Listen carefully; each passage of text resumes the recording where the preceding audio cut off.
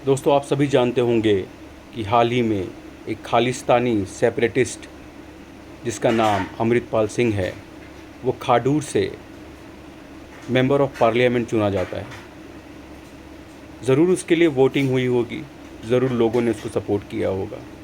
इस देश के अंदर में बड़ा दुर्भाग्य है कि एक सेपरेटिस्ट को मेंबर ऑफ पार्लियामेंट लोग बना देते हैं, बिना ये समझे हुए, बिना ये जाने हुए कि ऐसे किसी आदमी के पार्लियामेंट में होने से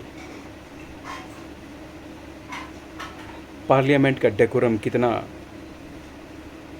ख़राब होता है। और वहाँ पहुँचने के बाद वो जिस तरीके की बातें करने वाला है, वो इस देश के हित में कतई नहीं है। वो संविधान के खिलाफ जा कर के एक खालिस्तानी मूवमेंट चला रहा है वो बंदा। और दूसरी तरफ कैप्टन अंशुमन सिंह जैसे लोग हैं जो इस देश की मिट्टी के लिए अपनी जान का बलिदान दे देते हैं। क्या आपने कैप्टन अंशुमन सिंह की वाइफ को देखा?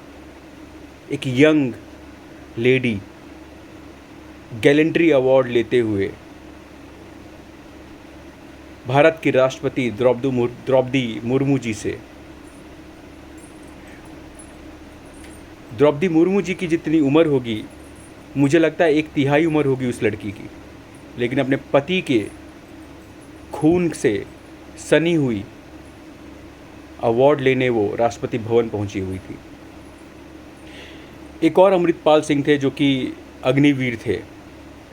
उन्होंने भी अपने जान की कुर्बानी दी इस देश की खातिर।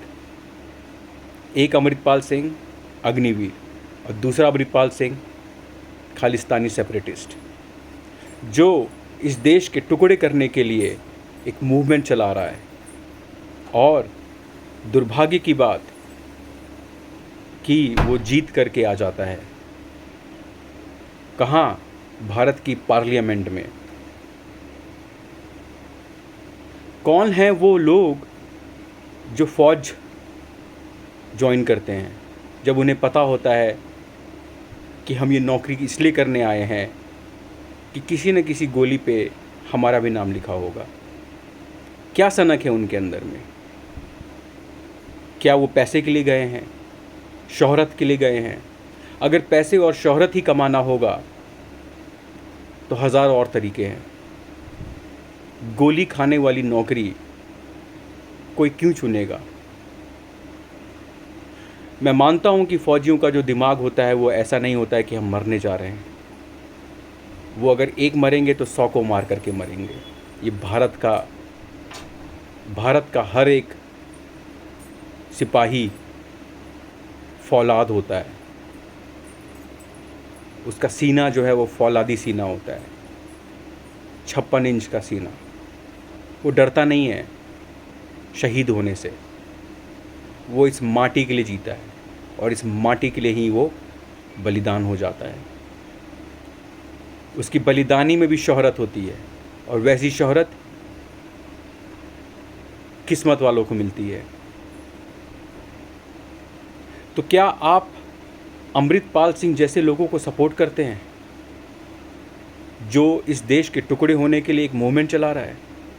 क्या आप असदुद्दीन ओवैसी ऐसे लोगों को सपोर्ट करते हैं जो पार्लियामेंट में जा कर के जय फ़िलिस्तीन का नारा लगाता है? हैदराबाद के चप्पे चप्पे पे उसने हर आदमी का ब्रेन वॉश कर दिया है। सभी कहते हैं कि भारत जो है वो इज़राइल को सपोर्ट कर रहा है, फ़िलिस्तीन को क्यों नहीं कर रहा?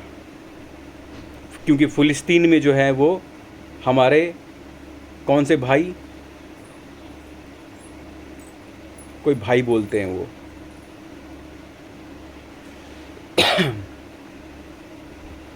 यानी कि